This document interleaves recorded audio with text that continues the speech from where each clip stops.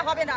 আপনাকে এই বাংলার জনগণ ঠিকই হাসিনার মতো, হাসিনা যেমন ইন্ডিয়া গিয়েছে আপনাকে পাকিস্তান পাঠানোর ব্যবস্থা করুন। একটু লুচ্চা, ওর কথা কি বলবো? ও নারীদের বডি নিয়ে কথা বলে, ও নারীদেরকে বিভিন্ন ওয়াজ মাহফিলে মানুষ হাদিস কুরআন কিতাবের শিক্ষা দেয়, ও দেয় কার বউ কি করেছে, কার মেয়ে কি করেছে, কার শাশুড়ি কি করেছে, কার জামাই কি করছে, এই সমস্ত নোংরা নোংরা বক্তব্য দেয়। আর ওরা হুজুররা কি করে?